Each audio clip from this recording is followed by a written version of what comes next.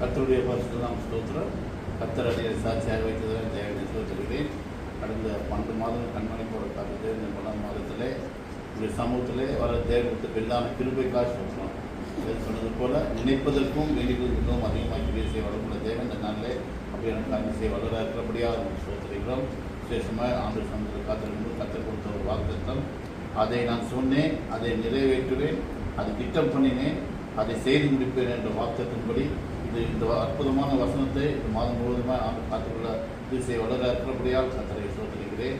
விசேஷமாக எரேமியா 46 அதிகாரம் 16 வசனம் படுத்தது போல உராஞ்சிருக்கிற ஒரு பச்சையை கிழக்கில் இருந்தும் என் ஆலோசனை நிறைவேற்றும் மனுஷனை தூரதேசத்திலிருந்து வரவைக்கிறேன். அதை சொன்னேன், அதை நிறைவேற்றுவேன், அதை திட்டம் பண்ணினேன், அதை செய்து முடிப்பேன். இந்த வசனத்தின் பிரகாரம் இந்த மாதம் முழுவதுமாக ஆண்டு காக்க வளர இருக்கிறபடியால் கர்த்தரை தேவன் தாமே இந்த